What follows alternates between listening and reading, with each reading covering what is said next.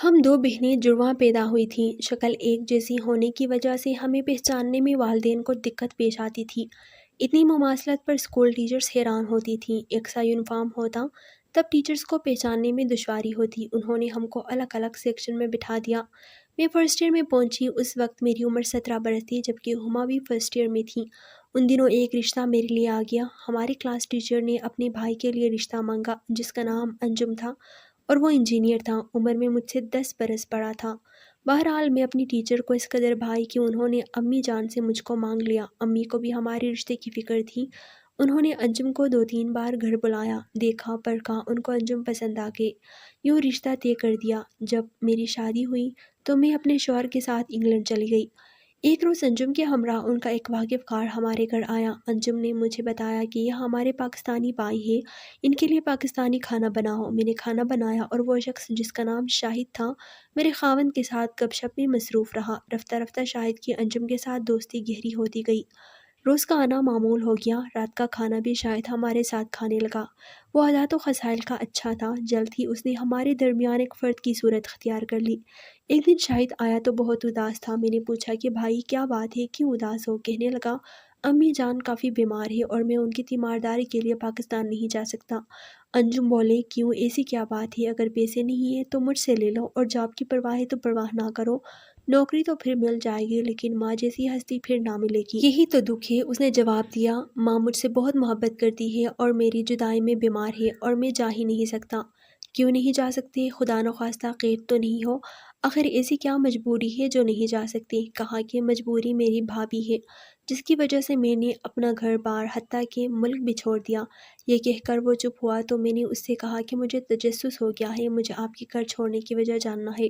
تو اس نے کہا کہ کل بتاؤں گا، کل چھٹی ہے، صبح آؤں گا اور پھر بتاؤں گا۔ اگلے روز اتوار تھا۔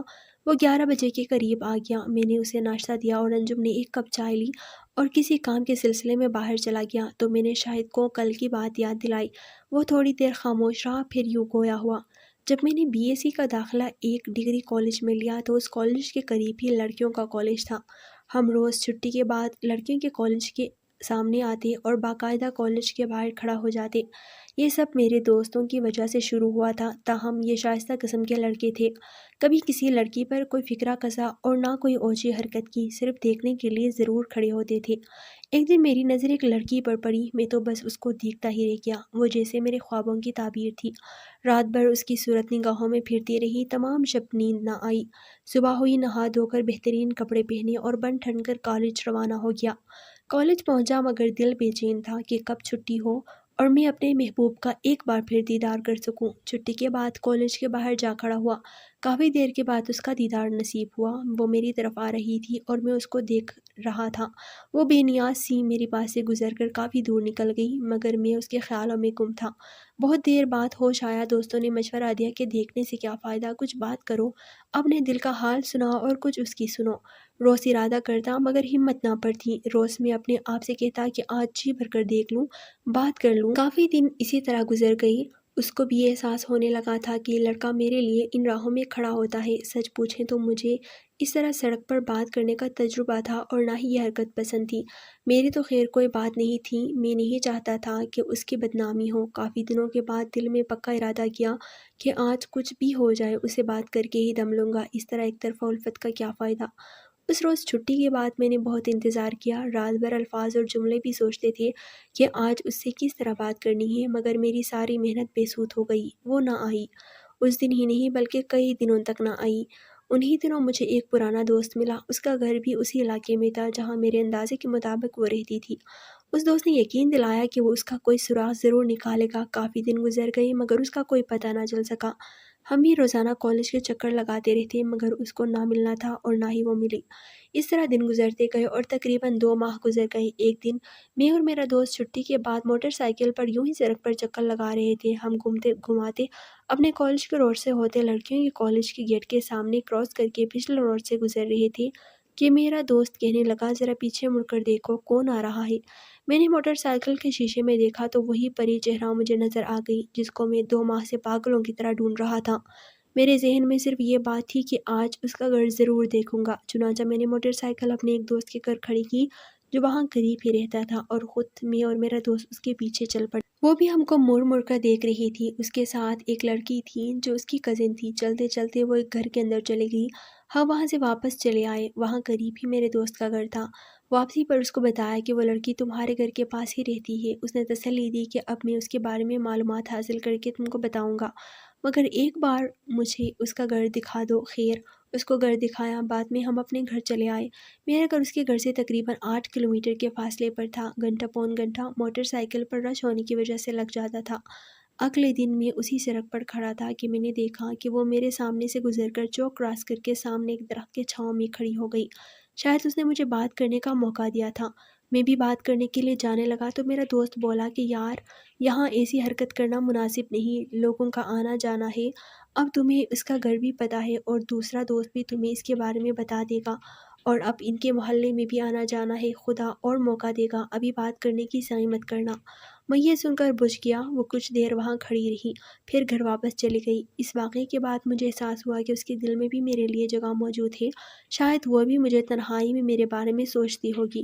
اب تو میرا ارادہ اور پکا ہو گیا کہ اس کو حاصل کر کے ہی رہوں۔ اس کے بعد میں ایک نظر اسے دیکھنے کے لیے در بدر پھرتا رہا۔ کیا اس کی کوئی ایک جھلک بھی تمہیں دکھائی نہ دے سکی؟ میری اس سوال پر وہ گہری سوچ میں ڈوب گیا۔ کافی دیر بعد گہرے کنویں سے جیسے آواز آئی ہو، ہاں مل بھی گئی اور اسے دیکھا بھی، مگر ایسے روپ میں ملی کہ پھر اس کو دیکھنے کی آرزو ہی مر گئی، اور اس کے بعد میں نے ہمیشہ ہمیشہ کے لیے وہ گھر، وہ شہر، وہ جگہ اور وہ ملک ہی چھوڑ دیا۔ وہ تمہیں کہاں ملی تھی آخری بار؟ میرا تجسس آخری حد تک پہنچ چکا تھا۔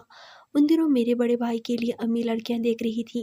انہیں کوئی لڑکی نہیں جچ رہی تھی۔ آخر کار ایک لڑکی ان کو پسند آ گئی اور 1 ماہ بعد بڑے بھائی کی شادی ہو گئی۔ جب بھابھی آئی اور ان سے ملنے گیا، یہ ان کی شادی کا دوسرا دن تھا۔ شام کو ولیمہ تھا۔ جب امی کے کہنے پر میں بھابھی سے ملنے گئی تو اسے دیکھ کر میرے پاؤں کے نیچے سے زمین نکل گئی۔ میرا دل دھڑکنا بھول گیا۔ پہلی نظر کے بعد میں دوسری نظر اس چہرے پر نہ ڈال سکا، کیونکہ میری بھابھی وہی لڑکی تھی جس کو میں دیوانہ وار ڈھونڈ رہا تھا۔